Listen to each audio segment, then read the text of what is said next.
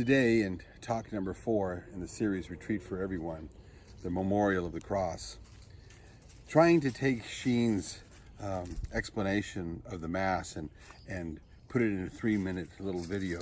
It's like taking a 25-carat diamond to a jeweler and asking him to cut it up. It's an impossibility. So I'm going to try my best to summarize.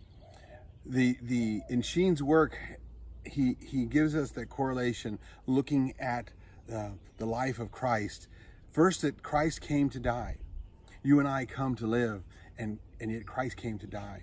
It is exactly here at the Mass that the drama for this play, as Sheen describes it, begins. It is here at the Last Supper.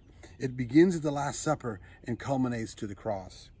And here, when he makes the correlation of the Mass as a great drama, he says that there's 3 main acts. There is the offertory, there is the consecration, and there's the communion. He systematically goes and he teaches us what those 3 acts are. But in each one of those 3 acts, there's always the element of both the offerer and the offered, both the priest and the victim. He gives us a deep understanding of that. And the examples that he gives in the offertory, that you and I are in the bread and the wine, that you and I are present in the bread and the wine. And when the priest takes the bread and the wine and he consecrates them in the 2nd act, it is a separation of those 2 elements. It is the body, first the bread being consecrated, and then the blood. And in that separate consecration, he gives us the understanding it is like that of a mystical sword that is passing through. It represents the separation of our blood from our body. So there is a mystical death in us.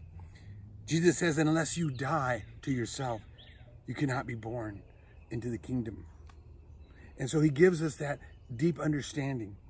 And in here, he gives us this correlation in nature that the elements, if they were to speak to the plants, they would say, unless you eat me, you do not have life within you. And if the plants would speak to the animals and said, unless you eat me, you do not have life in you. And the plants would speak to man, or the animals would speak to man and said, unless you eat me, you have no life within you.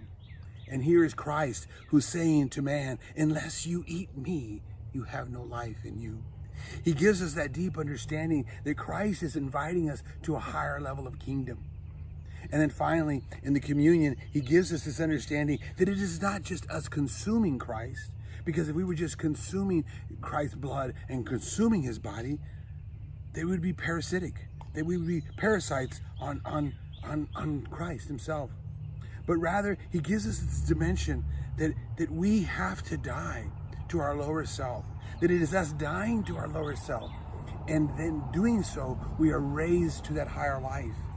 That death being the critical element of communion, because as he gives us in that correlation of Colossians chapter 1, verse 24, that we make up what is lacking in Christ's suffering. We make up what is lacking in Christ's suffering on the cross. When we at the Mass are able to empty ourselves, when we are able to die to ourselves and be born anew in Christ in the Eucharist, we are created anew. And Christ living within us. Sheen ends with that understanding, that law of nature, that we live by what we slay. And here Christ is slain for us, that we may live. God love you.